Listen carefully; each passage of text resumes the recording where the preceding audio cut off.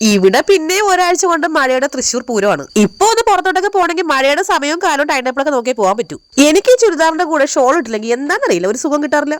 ദേണ്ട ആ കിടക്കുന്ന ഫ്ലൈറ്റിനകത്ത് എന്നെ നോക്കി രണ്ടുപേരും ഇരിപ്പുണ്ടേ. ഐശ്വര്യറായുടെ ഒരുക്കം കഴിഞ്ഞെങ്കിൽ ഒന്ന് വണ്ടി കയറുവോ നമ്മ. വണ്ടി ഈ കുന്നും മലയെല്ലാം കയറി എങ്ങോട്ടാണ് പോകണത് ഞാൻ നിങ്ങളോട് പ്രത്യേകിച്ച് പറയേണ്ട ആവശ്യമില്ലല്ലോ അല്ലേ. ഹോസ്പിറ്റലിലെ ഡോക്ടറിനും സ്റ്റാഫുകൾക്കല്ല ഇപ്പൊ ഞങ്ങൾ ഭയങ്കര പരിചയമാണ്. അതങ്ങനെ മാസത്തിൽ 28 ദിവസം അമ്മയുടെ വീട്ടിൽ പോകാൻ കണക്ക് ഹോസ്പിറ്റലിൽ ചെന്ന് കയറില്ലേ. ഇനി നിപ്പ വൈറസ് പരത്തുന്നതിന്റെ പേര് ദോഷം പാവ വവ്വാലിന് കിട്ടിയ പോലെ ഈ കേരളത്തിൽ പനി പരത്തുന്നത് ഞങ്ങളെ ഫാമിലിയാണെന്ന് പറയാതിരുന്നാൽ മതിയായിരുന്നു. ഈ ജയിലിൽ പോയി കിടന്ന് കമ്പിയുണ്ടെന്ന് പറഞ്ഞു കേട്ടിട്ടേ ഉള്ളൂ. എന്നാ പിന്നെ ഇന്നൊന്ന് എണ്ണിക്കളയാന്ന് വിചാരിച്ചു. ഈ കണക്കിന് പോയ ബാങ്കുകാർ പിടിച്ച് ജയിലിടുന്നുള്ള കാര്യം ഉറപ്പാണ്. ഹോസ്പിറ്റലിൽ നിന്ന് കിട്ടിയ മരുന്നിന്റെ കണക്ക് നോക്കുകയാണെങ്കിൽ അമ്മയ്ക്ക് മിക്കവാറും ഇനി 3 നേരം ഭക്ഷണത്തിന്റെ ആവശ്യം വരില്ല.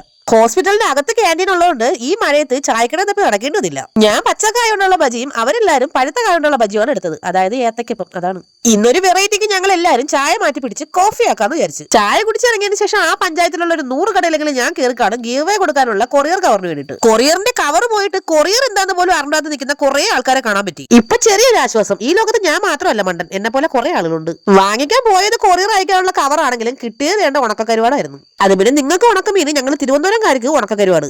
നടന്ന് കാലിട്ടങ്ങനെ ചെരുപ്പ് തേഞ്ഞതല്ലാതെ കൊറിയർ അയക്കുന്ന ബാഗ് എനിക്ക് ഇതുവരെ കിട്ടിയില്ല കേട്ടാ. വീട്ടിൽ വന്നിട്ടുള്ള അടുത്ത യുദ്ധം സ്റ്റാർ ഫ്രൂട്ട് എന്നറിയപ്പെടുന്ന ആനപ്പുളിഞ്ചിക്കയുടെ അടുത്തായിരുന്നേ. ഒരെണ്ണം ഇങ്ങോട്ട് എടുത്തിട്ട് ഇച്ചിരി ഉപ്പും മുക്കി ഒരു ഒറ്റ കടി. കടിച്ചു പറിച്ച് എടുക്കുന്നത് കണ്ട കയ്യിലിരിക്കുന്നത് ചിക്കൻ കാലാണെന്ന് പറയുമല്ലോ നമ്മ.